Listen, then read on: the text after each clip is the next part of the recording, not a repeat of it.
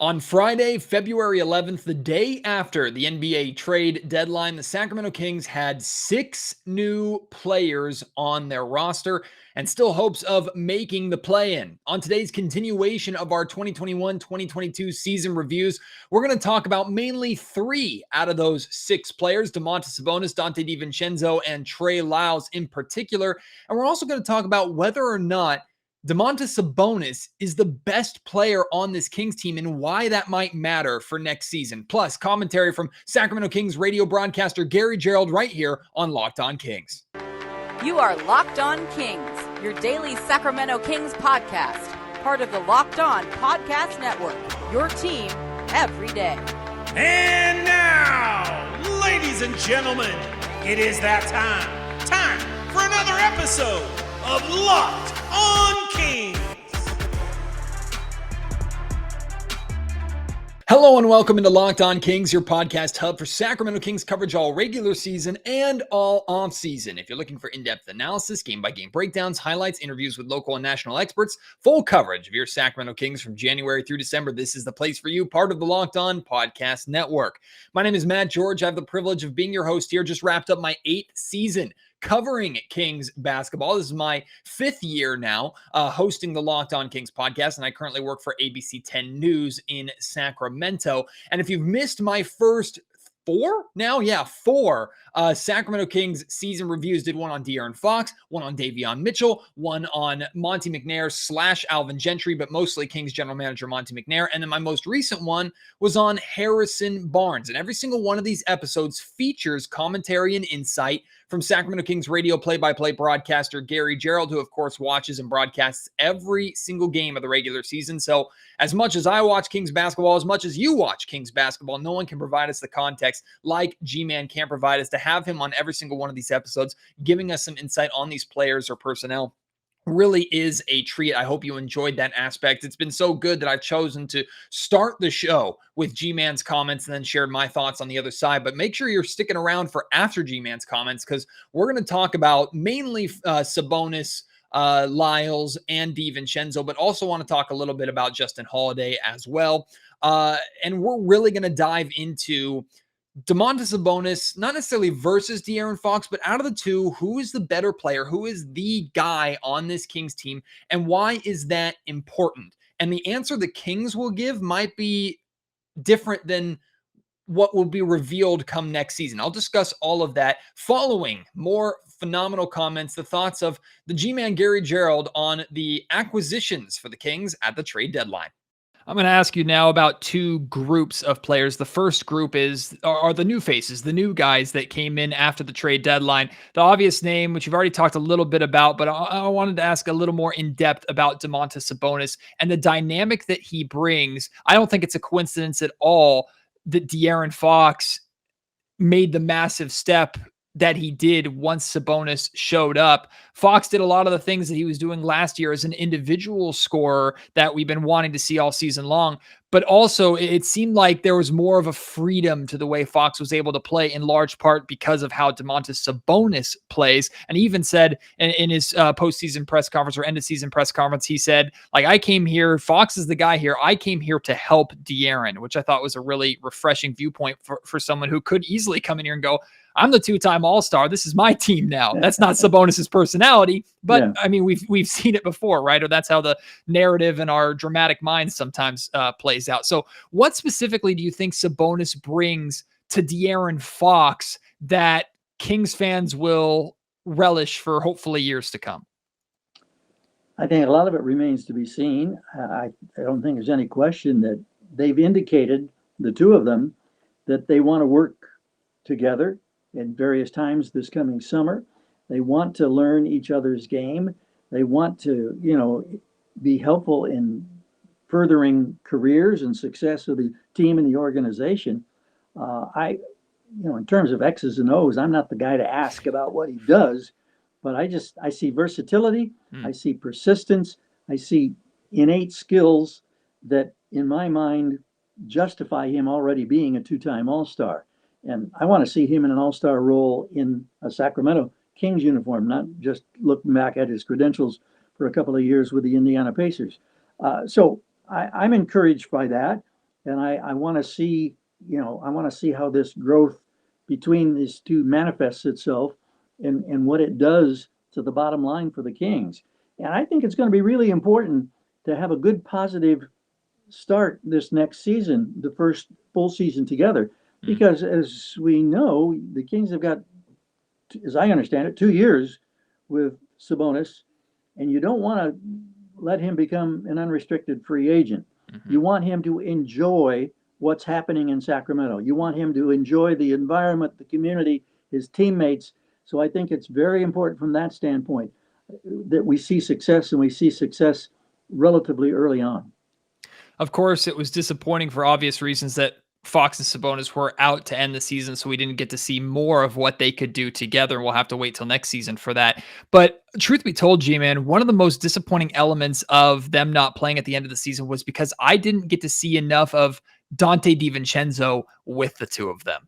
And his catch and shoot numbers, DiVincenzo, suggest that those are two players that he will fit very well with, at least on the offensive end. And then we've seen what DiVincenzo brings as a rebounder, what he brings as a defender. He and Mitchell would share the floor together, and defensively, the Kings looked very dynamic in so many ways. What stuck out to you, and what did you enjoy the most about DiVincenzo's limited time here in Sacramento? He's a restricted free agent. The expectation is he'll be back, but we don't know that for sure. All we know is the time that we had and what that could mean for the Kings' future.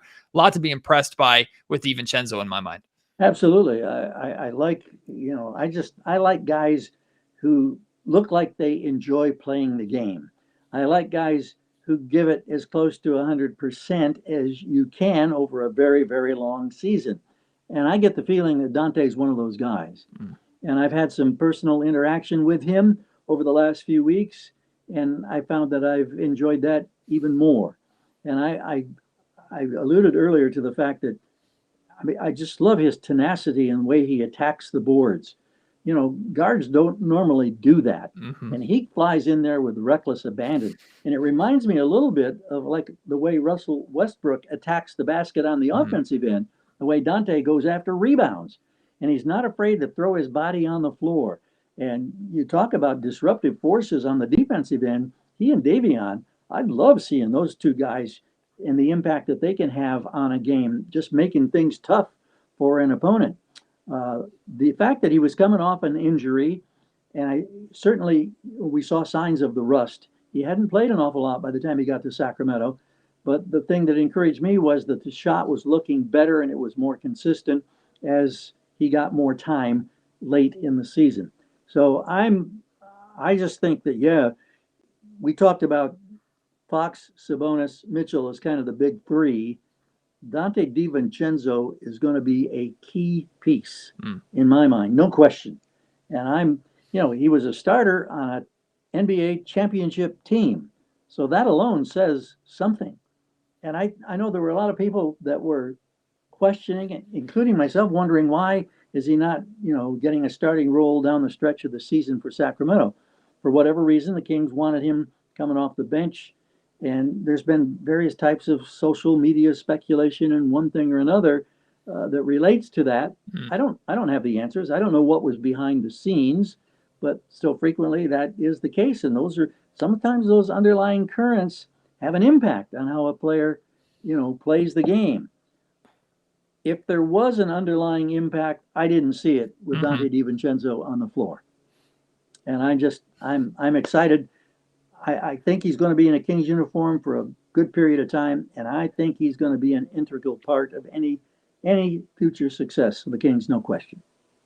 G-Man, I was pleasantly surprised by the play of Trey Lyles. He was, in my mind, and this is maybe a little disrespectful on my part, he was kind of a throwaway part or kind of a filler part of that 3-team Bagley to Detroit trade that brought DiVincenzo to Sacramento, and he came along with Josh Jackson.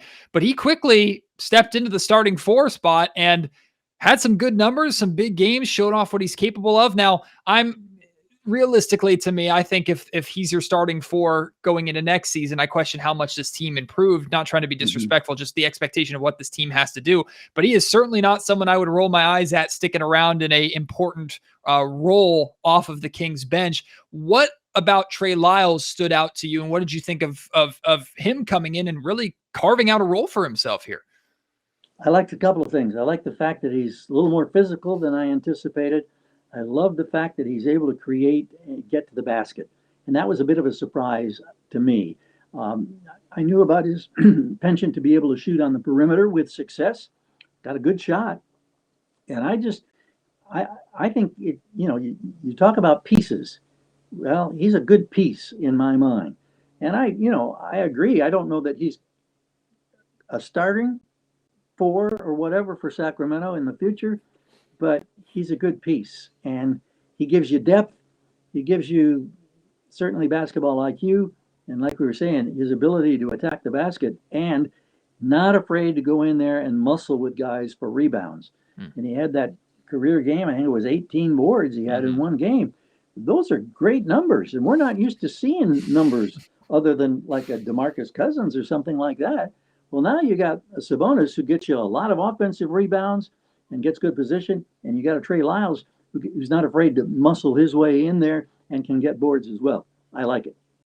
Thank you to the G-Man, as always, and today's episode of Locked On Kings is brought to you by TrueBill. Do you know why free trials renew without your consent? It's a business scam out to get your money. Don't let greedy corporations pocket your money. Download TrueBill to take control of your subscriptions. TrueBill is an absolute must-have app here in 2022. It's the new app that helps you identify and stop paying for subscriptions that you don't need, want, or simply forgot about. I remember 5 years ago when you had a subscription, you maybe had 2 or 3 or 4, like a Netflix and a Hulu, and maybe like a subscription to your favorite, maybe video game provider for digital download games, or maybe it was for your favorite publication to get your sports stories from. Now there's a million subscriptions, and on average, TrueBill can save you up to $720 a year. Because companies make subscriptions hard to cancel, TrueBill makes it incredibly simple. All you do is link your accounts. TrueBill will cancel your unwanted subscriptions in one tap, and your TrueBill concierge is there when you need them to cancel unwanted subscriptions, so you don't have to go through the hassle. TrueBill has over 2 million users, has helped save them over $100 million. Do not fall for subscription scams. Start canceling today at TrueBill.com/LockedOnNBA. Go right now, TrueBill.com/LockedOnNBA. It can save you thousands of dollars a year. And Locked On Kings brought to you by our friends over at Built Bar, the protein bars that taste like candy bars. They can handle your sweet tooth for you, but get rid of that guilt and ultimately make you feel better while tasting just as delicious, if honestly not more delicious. Built Bars are delicious. Use the money you save from TrueBill to buy yourself a box of Built Bars. You won't be disappointed. You can get mint brownie, coconut almond, the new white chocolate cookies and cream bar. Most of these bars are 130 calories on average, 4 grams of sugar, 4 net carbs, and 17 grams of protein. Compare that to a candy bar, which is 240 calories, 30 grams of sugar, dozens of net carbs. It's not even close. It's a complete blowout. Plus, Built Bar has these incredible marshmallow puffs, which is a protein-infused marshmallow. I have no idea how they do it, but they did it, and they're delicious, and they're good for you. Try a marshmallow puff, try a Built Bar. You can get a mixed box and just get a bunch of different flavors sent to you. You can order specific flavors that you want. Whatever you order on Built.com, use promo code LOCKED15 to get 15% off. That's promo code LOCKED15 for 15% off at Built.com. A lot of players to talk about here on this review. 6 new Sacramento Kings. Really going to talk about 4. I might mention 5 and 6 briefly, but the main meat and potatoes, of course, of what we're going to talk about is Domantas Sabonis coming over to Sacramento. And before we dive into the conversation as to who's the best player on this Kings team and why that matters, looking at Sabonis as a whole, what strikes me from Domantas Sabonis's play coming from the Pacers to Sacramento is how basically identical his numbers are. And what that tells me is that Sabonis is a consistent presence regardless of where he plays, who he plays for, and the team he plays against. And that consistency, as we know, is very needed here in Sacramento, because the Sacramento Kings have been inconsistent to an absolute fault over these 16 seasons. The only consistency the Kings have had is that they are inconsistent. That's really the best way to sum it up. So to have a player, a rock, someone who on a nightly basis is going to give you relatively the same. Now, that doesn't mean that he's not going to have a bad game from time to time. We saw Sabonis have, I think, like an 8 or 10 point game, a couple games that he didn't have a double-double. That's fine. But overall, the numbers that you're going to get from Sabonis are phenomenal, for one. And 2, they're going to be there on a nightly basis for the Kings to build off of and become accustomed to. From Indiana to Sacramento, his scoring was the exact same, from 18.9 points per game to 18.9 points per game. And in reality, the Kings actually played Sabonis a minute less than he did in Indiana. So in 1 minute less in Sacramento, he had the same scoring numbers. His shooting percentage did drop slightly from 58 to 55%. Some of that has to do with the fact that his three-point shooting dropped from 32% to 23%, although he did take one less three-pointer per game in Sacramento. That is the major thing. Excuse me. That is the major thing with Domantas Sabonis that the Kings would like to see improve. I don't expect Sabonis to, in an offseason, become a good three-point shooter. But if you could get him into the, at best, mid-30s from three, enough that he can hit that shot, that you have to respect it, or at least he can take advantage of that shot when DeAaron Fox or Davion Mitchell or whoever is attacking the basket draws enough of a crowd to get him that open look, so teams have to respect it a little bit more. If he could get to that, that's another bump for his game, and that's huge for the Sacramento Kings. 2-point field goal percentage did drop significantly, though, from Indiana to Sacramento. He went from 61% to 56%, but his 2-point field goal attempts went up a lot, meaning he's taking more shots in and around the rim for Sacramento, or did in the 15 games that he played, than in the 47 that he played for Indiana this season. He went from 9.9 a game in Indiana to 12.3. Almost a 3-shot per game increase is pretty significant, especially when, again, he played one less minute. Rebounds went up slightly from 12.1 to 12.3. Assists went up slightly from 5 to 5.8. Steals did drop by 0.1. Blocks dropped by 0.2, but that doesn't matter too much. Turnovers also went up by 0.5. But again, consistent numbers basically across the board. Some improvements, some numbers that went down a little bit as volume went up. I like what I saw numbers-wise. What I'm getting from Domantas Sabonis' stat lines is that the consistency that he provides is exactly what the Kings, 1, needed, and 2, expected. And hopefully that carries into next season. Maybe those numbers can even improve a little bit, especially with his three-point shooting. But now to the conversation of Domantas Sabonis, DeAaron Fox, who's the better player? In reality, to the Sacramento Kings, it doesn't matter. Because if both DeAaron Fox and Domantas Sabonis are playing to the top of their abilities, even if one is better than the other, the Kings are a damn good basketball team, and that's fine. And if you were to ask the Kings, if you were to ask Sabonis, if you were to ask DeAaron Fox, they would probably tell you that this is still DeAaron Fox's team. They operate like it's still DeAaron Fox's team, and that makes sense, especially with how much money Fox is being paid compared to Sabonis, even though Sabonis is coming into Sacramento with 2 All-Star appearances in his back pocket. But as much as I understand Sabonis saying, I'm here to help DeAaron Fox, it would probably suck if he were to come in and kick in the door and say, this is my team now. Plus, that's just not Domantas Sabonis' personality. As much as I understand the Kings saying this is still DeAaron Fox's team, if Domantas Sabonis is the better player than DeAaron Fox next season, if he is the better Sacramento King, even with DeAaron Fox playing well, does that make a difference for the Kings and how they're playing? I think it might. Because Sabonis, being a multi-time All-Star, he has proven that he can be a top guy. Now, granted, I know there's always going to be people bringing up, yeah, he's a multi-time All-Star big man in the Eastern Conference, and he wasn't a starter, blah, blah, blah. I understand. Regardless, he's an All-Star, and Kings fans, we can't take that for granted, and we can't attach asterisks to that at all. DeMarcus Cousins is the only All-Star that Sacramento has had in the recent future, or recent past, rather. It's been a long time since the Kings have had an All-Star player of Sabonis' caliber. So it's important to recognize that he is an All-Star regardless of if he was a starter or not, or if he got in via fan voting or got in via selection. Does not matter. Domantas Sabonis is an All-Star, has been an All-Star, 2-time All-Star. To me, it affects the way the Sacramento Kings play. If Sabonis is the best player, a la, let's say he is, people have considered Domantas Sabonis to be like the number 2 Nikola Jokic. Now, there's a big gap between the Joker and Domantas Sabonis, and rightfully so. Joker's an MVP. Sabonis is just not at that level. But the way that Sabonis plays, especially for the Kings, that pass-first big man, can play. He's strong and dominant around the post, cleans up the glass. I wish he could step out and hit a 3 like Joker can, but he doesn't. If he is what to the Sacramento Kings, essentially what Joker is to the Nuggets, again, not on the same tier, but plays the same style and provides the same or close to the same. Are the Kings a better basketball team? I sure as hell think so.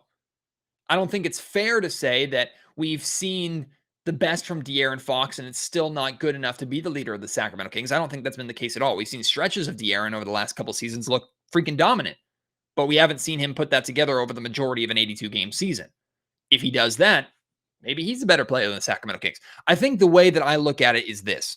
I've seen the Kings play with DeAaron Fox as their guy for the last 2 seasons, and they haven't played necessarily completely to DeAaron's strengths. So they haven't played like DeAaron Fox's style of basketball. And maybe that's more on coaches than Fox. I haven't seen a DeAaron Fox dominant system here in Sacramento other than for some stretches. I think the best stretch was when Dave Yeager was here and Fox was in his sophomore season, and the Kings got off to that really good start when they were playing in transition and playing with pace. I think that was the best, truth be told. Domantas Sabonis, if the Kings are playing Sabonis' style of basketball, that means what we saw after the trade deadline. Better ball movement, running through the high post, better rebounding, better scoring around the rim, in addition to DeAaron Fox, take some of the pressure off DeAaron Fox in that sense. And hopefully you surround that with better perimeter shooters to have an overall better offensive attack. So the grand scheme of things, it doesn't matter if DeAaron Fox or Domantas Sabonis is better. It doesn't matter if it's DeAaron Fox's team or Domantas Sabonis' team, as long as both of them are playing to their capabilities. If Sabonis is playing great and Fox sucks, well, then the conversation is easy and the argument is easy, isn't it? If Sabonis sucks and Fox is playing great, then maybe we're feeling like you wasted Tyrese Halliburton in a trade, but I don't think that's going to be the case at all based off of his consistent numbers.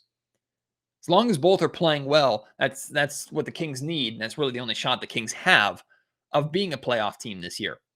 But if one is playing better than the other, or they're playing one style more than the other, I think Sabonis' style might be better than DeAaron's, because I think DeAaron can play off of Sabonis better than Sabonis can play off of DeAaron's style, if that makes sense. I look at DeAaron as being more capable as an attacker in the half court than Sabonis getting out in transition. That's just me personally. It's a fun off-season conversation because, like I said, in reality, it doesn't matter too much. But I don't know. I'd be interested to hear your thoughts on it. At MattGeorgeSack on Twitter. If you want to tweet me, you can email me, mattgeorgesports@gmail.com, or leave your thoughts in the YouTube comment section down below. We got more players to talk about. Donte DiVincenzo, another big one. DiVincenzo having a down season this season after suffering his injury with the Milwaukee Bucks. And I think people forget that DiVincenzo was an important player for the Bucks. He started all 66 games that he played for Milwaukee in their championship season, 2020 to 2021. Now, again, that was the season in the playoffs that he got hurt, and he hasn't really looked the same since, although his numbers didn't plummet completely. With the Bucks, his numbers dropped from 10.4 to 7.2 points per game. With the Kings, his numbers went from 10.4 to 10.3. So he actually got his scoring numbers back up to close to basically where they were when he was a starter with the Milwaukee Bucks. But his minutes, that's where it's interesting.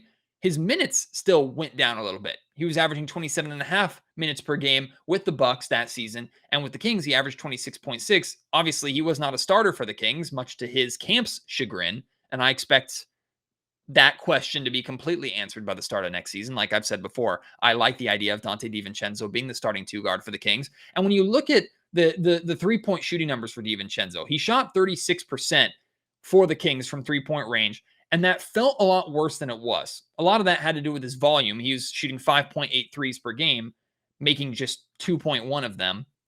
37% is not bad, but his catch and shoot numbers versus his shoot off the dribble numbers, that's where the big difference was. He was shooting over 40% with catch and shoot threes, or just around 40% catch and shoot threes. What that suggests to me is that Donte DiVincenzo would benefit a whole hell of a lot playing with DeAaron Fox and Domantas Sabonis, who will find him on the perimeter, attract a crowd, and can get the ball to him more than he was kind of either creating his own shot or relying on Davion Mitchell, which we saw good connections both offensively and defensively between DiVincenzo and Davion Mitchell. So if that's a duo that you're bringing in off the bench, it certainly can work. But I don't think we got a full, complete look at what DiVincenzo can be and maybe will be with the Sacramento Kings. One, because he wasn't playing with Fox and Sabonis.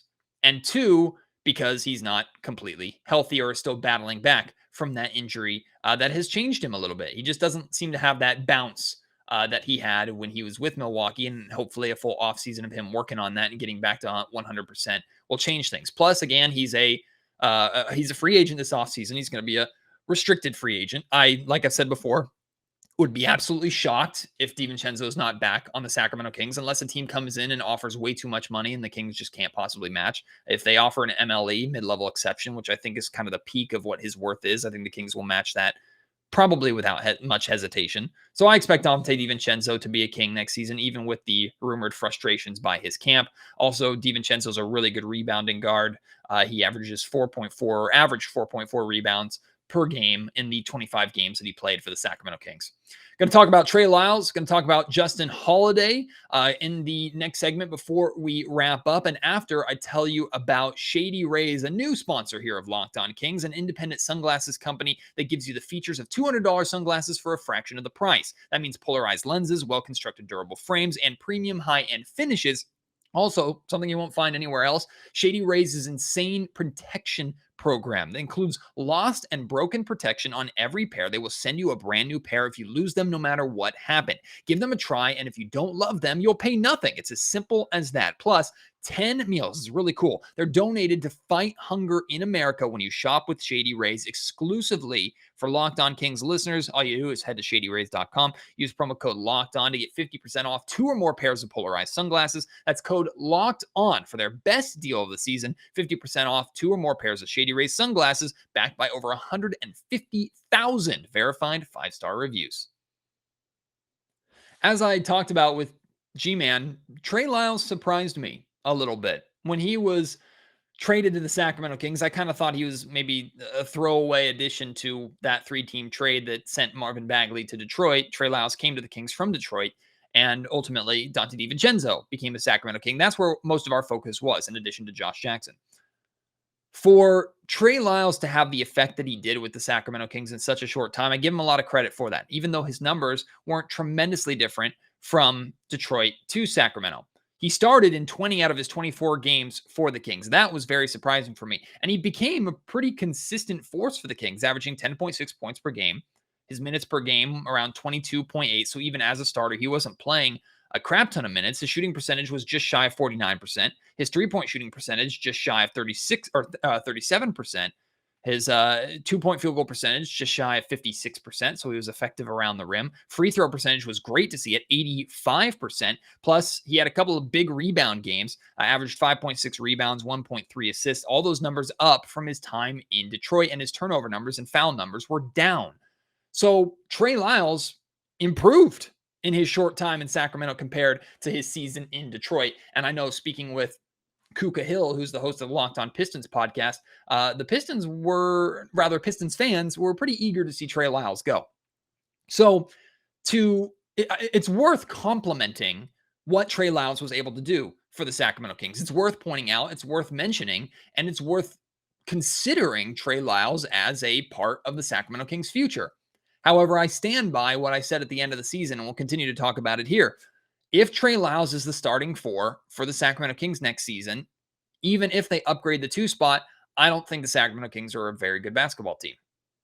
Like, the Kings, in my mind, need to have 5 bona fide, solidified starters going into next year if they want a chance, with the West probably improving, more than likely improving, if they want a chance to actually make the playoffs, not just the play-in, the playoffs. But if Trey Lyles is a 7th or 8th option off the bench, part of your rotation, backs up Domantas Sabonis or whoever plays at the 4, I've seen worse. So I give Trey Lyles a whole hell of a lot of credit. I was disappointed with Justin Holiday's play because I'm a fan of Justin Holiday, the player that he is. And in so many ways, theoretically, Justin Holiday could help the Sacramento Kings with his defense, his length, his what we thought was decent perimeter shooting.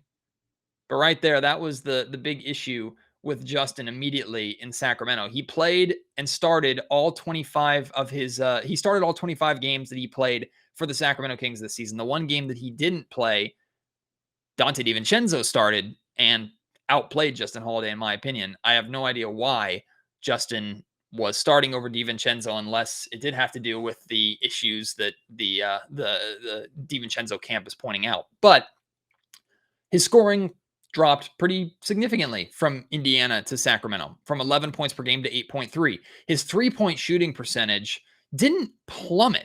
It went from 38% to 34%. And surprisingly, I actually didn't realize this until I started looking at the numbers. His volume went down from 6.9 3-point attempts with Indiana to 5.8 per game with Sacramento, which is funny because Justin Holiday came to Sacramento and it looked like he was just Buddy Hield. Like, so Justin Holiday came in and saw, oh, Buddy Hield had the green light. I guess I have it too. I didn't realize his volume actually went down a little bit, which makes me think, boy, what was he doing with the Indiana Pacers? Even though he was shooting 38% on 6.9 attempts per game with Indiana. That's pretty efficient. Don't know what happened in Sacramento. He just, for some reason, couldn't hit a shot. And he struggled to hit a shot. That being said, Justin Holiday's under contract next year. And while I stand by, same thing that I said with Trey Lyles, I'll say for Justin Holiday, if Justin Holiday is in your starting lineup, the Kings are probably struggling and not the best team. Justin might not be a bad guy to have as depth off the bench. Now, Justin, as an expiring contract, is also someone that you could use with some tiny little bit of value in off-season trades, or you could keep him around and use him as a trade deadline salary dump-off trade to take on some salary next season. So there's flexibility with Justin in his contract and trade potential as well. But I was disappointed with Justin Holiday because I like Justin. I like what he can provide. I think he needed to be significantly better defensively than he was with the Kings. That's where his real strength was that I thought was going to show up. And then again, 35% from three. It feels like 34% from three. Feels like it was so much worse than that, wasn't it? Didn't it? Just watching him play, chucking up threes, and most of the time missing threes, just felt like it was so much worse. But if Justin Holiday remains a Sacramento King, the way he plays for the Kings definitely is going to have to change if he wants a consistent spot in the rotation, in my opinion. I guess I can mention Josh Jackson. I mean, he's kind of bounced around. He was picked the selection before DeAaron Fox, number 4 overall by the Phoenix Suns in the 2017 NBA draft, if you can believe that. I don't expect him to have much of a future here in Sacramento. If he does, cool. Not a big thing to me. But now it's time for your thoughts on the players that the Kings acquired at this trade deadline. Let me know at MattGeorgeSack on Twitter. Email me, mattgeorgesports@gmail.com. Leave your thoughts in the YouTube comment section down below. And feel free to join me on tomorrow's Locked On Kings podcast, the final season review, where we're focusing on 3 players that were with the Kings all season long, but there's question marks about whether or not they're going to be back with the Kings next year. Damian Jones, Chimezie Metu, and Terrence Davis. Of course, featuring comments from the G-Man. Please join me for that. Hope you will. Until then, my name is Matt George. You've been listening to Locked On Kings, part of the Locked On Podcast Network.